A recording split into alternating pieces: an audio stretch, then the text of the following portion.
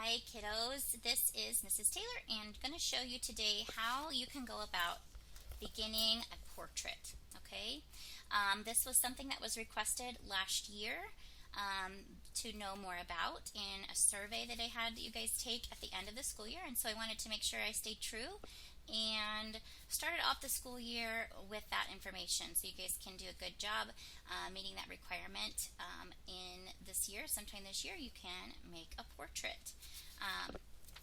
There are some pages in the Drawing Center that can help you to draw a portrait. There are some that are going to help you to draw a full face portrait, which is like this one where you see the full face.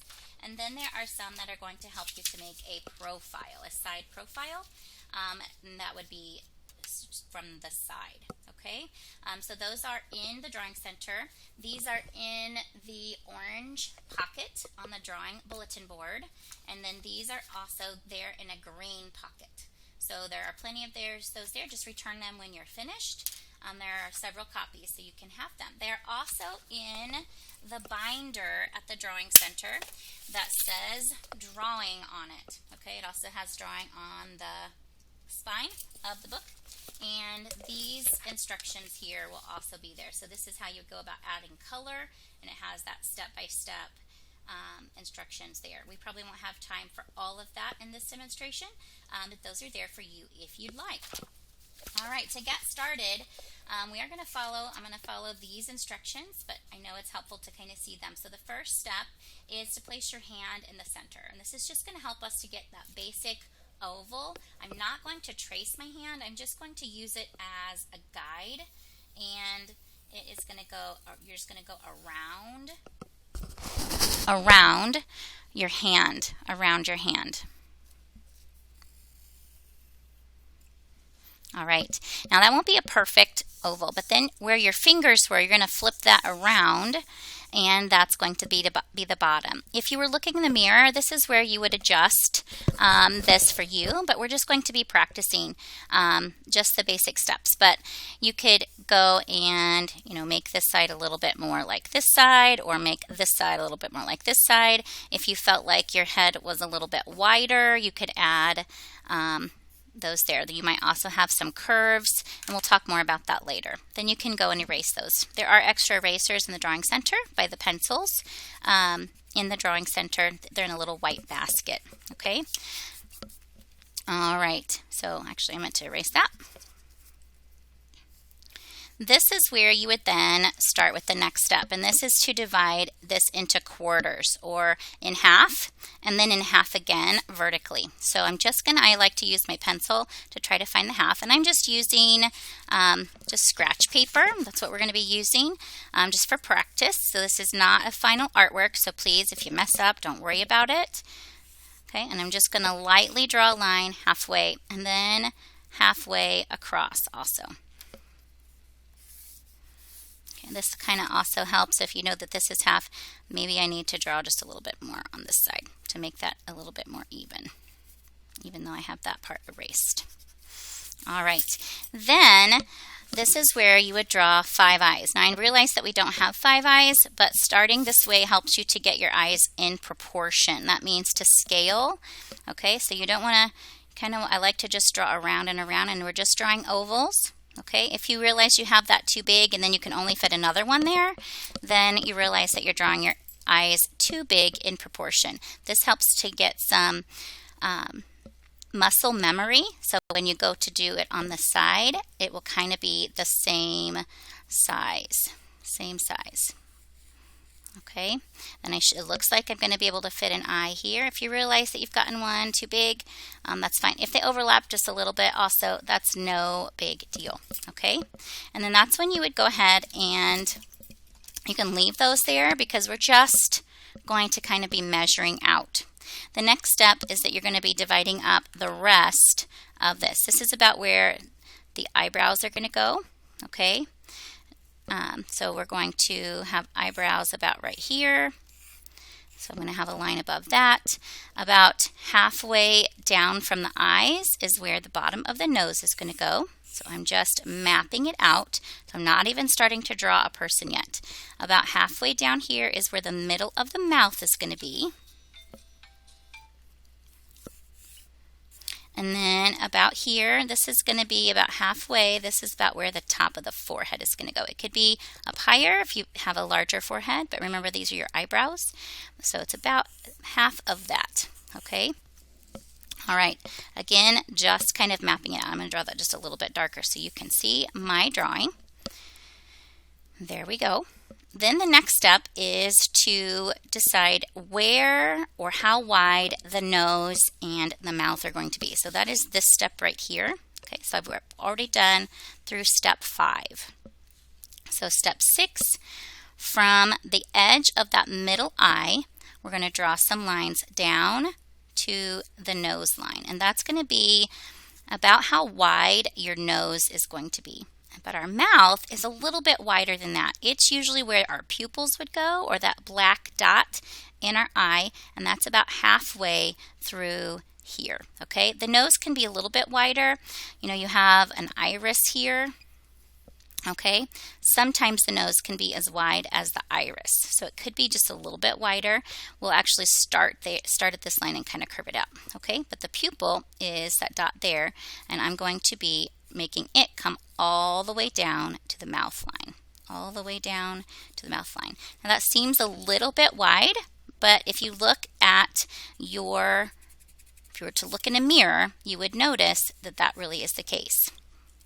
All right, so from this step, we would do step 6. Step 6 is where you can actually go ahead and start to add the eye structure.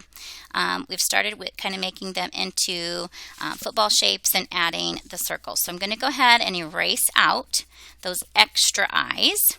You can do this with your pencil eraser, and again, if you don't have one, you can use those extra erasers that I have there. So this is where we're going to kind of turn these into more of a football, lemon, or almond shape. Football, lemon, or almond. So they will get just a little bit bigger.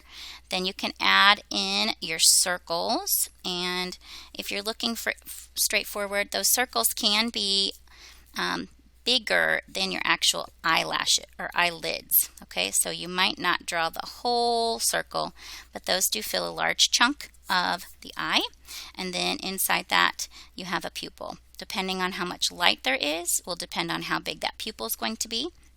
You can either shade that in now, or if you're going to add color, you can do that with a black crayon. All right. Okay, so next step, that was just the eye structure. So we're not coloring really anything in or adding any other details. Now we're going to add the nose, and this is, I follow a rule called the 5 C's. Okay, now the first C fell over, and it's at the bottom. And then you have 2 more C's at the edge. That's where those are going to start, and they're going to be like parentheses. Okay, and then the other 2, so we've got 3, are upside down C's, and they just kind of connect the other C's.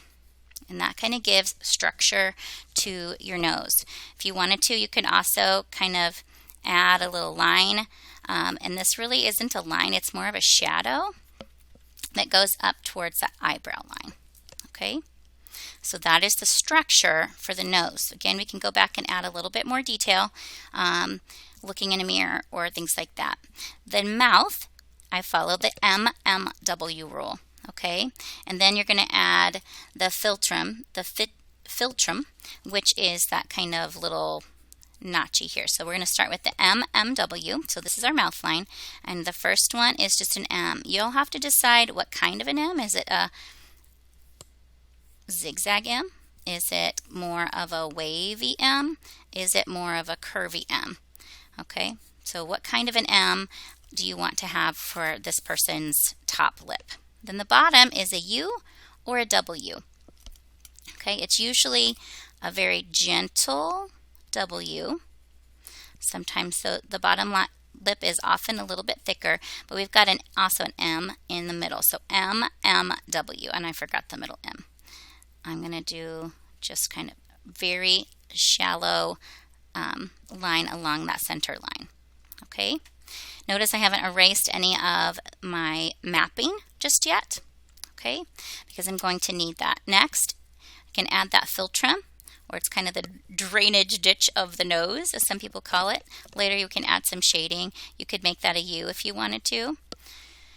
Then the ears. The ears start at the eye line and end at the nose line. And you can just kind of add an oval, or if you wanted to add some of the contour or the outline of the ear, you can look in the mirror, and oftentimes you'll see that be kind of like a little question mark. Okay, so you can keep it simple or add the contour. All right, and then is the skull height and width. Okay, so when you add that hair, you might have a little bit more like width. So often I just kind of come up from here just a little bit kind of straight and then start to curve that towards the top of the head. Okay, so add just a little bit. Again, looking in the mirror is going to help you to do that. Then I missed a step. We're going to add, before you do that, you may want to add the forehead features, okay? And so this is where you kind of start with 5 U's. We have 5 C's, MMW, 5 I's, and then we have 5 U's. So this is almost like the nose. You're going to start with one here, and then you're going to have a line that kind of comes up curved from the ear, maybe a little bit in front of the ear, and then upside down U's that kind of connect. Okay, and this is obviously if your hair is pulled back and a ponytail, or you have short hair, you're going to see that hairline, okay, or the forehead structure. This is going to give a look of roundness to your forehead. All right, and then the next step is the skull height and width, which is what I just kind of did there. Okay, and then this is where you might start to add your shoulders. Okay, so shoulders start to come out from the bottom of the chin, and they just I kind of draw a curved line here, and then the neck comes down from the ear and kind of curves out. So obviously this is not your shoulders, but your shoulders will go all the way to the edge of your paper. And then if you had some curvature, you can add that too.